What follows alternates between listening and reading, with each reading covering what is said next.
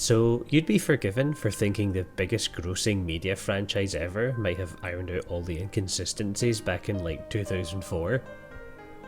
But oh sister, how wrong you are. If anything, the amount of inconsistencies does not improve with the budget of the games. So today I want to talk about something tangentially related. I don't want to talk about the moves that desync and link battle, or have funny niches in whatever made up tier you enjoy like Gen 4 SU. I want to talk about the moves that are so ineffectual and anti-synergistic you start to wonder why some Pokemon learn them at all.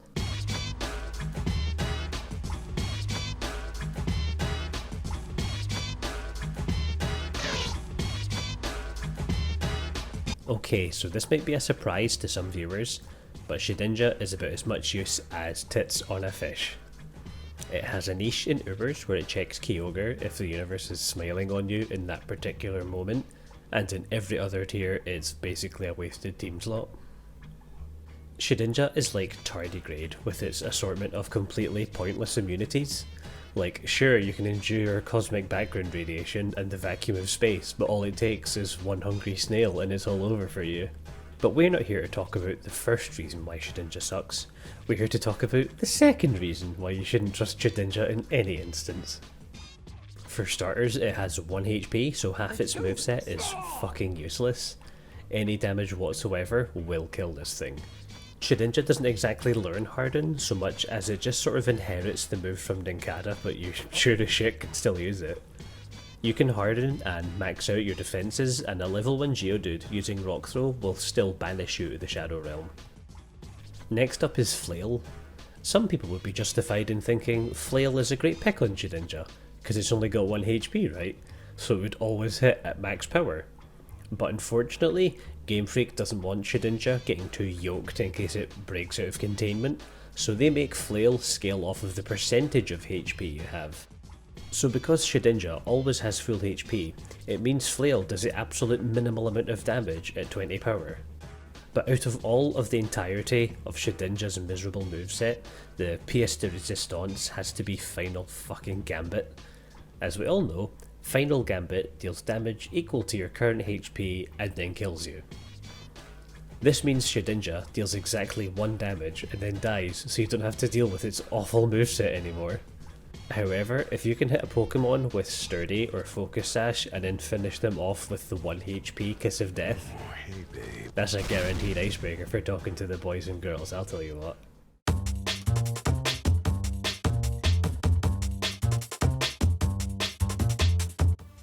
Yeah, shedinja gets its own segment and the rest of these arse biscuits have to share one, that's just how it is. First off we have Reginald Steele and his half-siblings. So if you were a naughty boy and dared to Game Shark yourself a legendary at level 1, as I definitely didn't do, you might have realised that the Gen 3 Reggies are birthed with nothing but the ability to immediately kill themselves. This could be an issue if you wanted to spawn one in to replace a starter or do a challenge run or something, as there's no way to gain XP on its own if you're just fucking exploding every match. Thankfully, this suicidal ideation was fixed in Pokemon Platinum and all games after that. This is because in Platinum you can catch the Reggies at level 30 where they would have previously only learned exactly 4 moves. So they remedied this by also giving them Stomp at level 1, which lets them be fought without having a 25% chance to pull the trigger every turn. Okay, next up is the fastest sphere on the planet, Electrode. Electrode is a pretty decent Pokemon. It goes fast and it clicks Volt Switch, so you can quickly use a Pokemon that actually has meaningful value. But what maybe you didn't know about Electrode is that it learns Gyro Ball. Everybody loves the ball.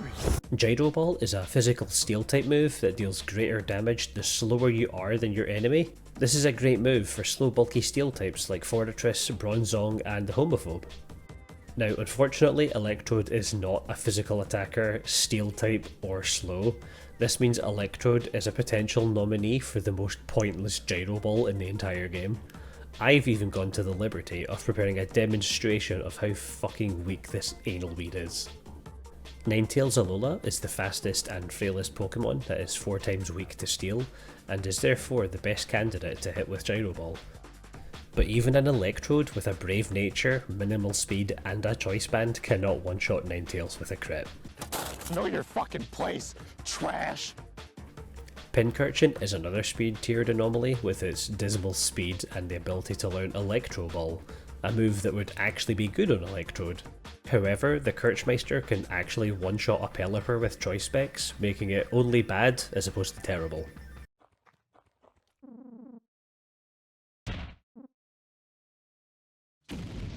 Now you might think that Gyro Ball is the worst move to be given to a Pokemon, but that's where you're wrong, because you can still click it and have it actually succeed, unlike these atrocities.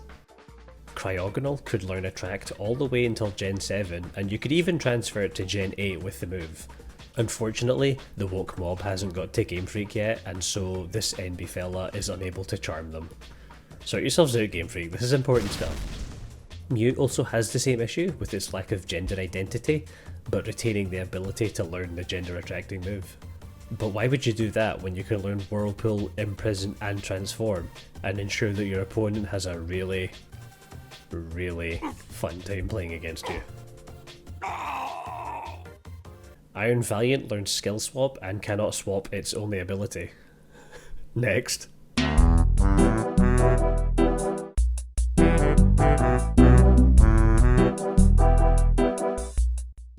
We also have moves directly outclassed by other moves. And I'm not saying something like Swords Dance being worse than Howl because Swords Dance has less PP, meaning there's technically a downside. No, I mean how Harden is completely and bombastically beaten by Defense Curl. Not only does it do the same thing, but Harden has less PP and lacks a unique combo with the move Rollout. Defense Curl followed by a Rollout doubles the damage of Rollout, which makes it one of the few moves to just outright beat another. This also applies to Howl, which beats Sharpen and Meditate by way of its ability to boost the attack of teammates as well as the user. Synchronoise is a really weird move that requires a baccalaureate to understand how to use. It's a psychic move that only works if your opponent shares a typing with you. This could be funny and weird, but it's almost only learned by psychic types, so you'd just be using a resisted move against them. What is even more bewildering, however, is that Eevee learns it, and thus so can Umbreon. Umbreon can use Psycho Noise, but because Umbreon is a dark type, it doesn't fucking do anything. I have opinions about Dexit removing so much stuff, but Jesus fuck am I glad they canned this. What an awful move.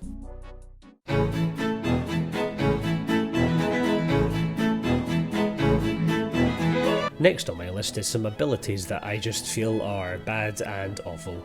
I hesitate to call this video a list, it's more like a manifesto. The Rotom appliances all get Levitate, which, as electric types, covers a key weakness and leaves them with a very good typing. Unless of course you have picked Rotom Fan as your suitor, in which case its flying typing completely negates any point in having Levitate. You're basically playing as a Pokemon with no ability here, but still, it could be worse. Trust me. You could always be using an ability that is just completely eclipsed by another. If you want to prevent yourself being hit by Intimidate, then Hypercutter's got you covered.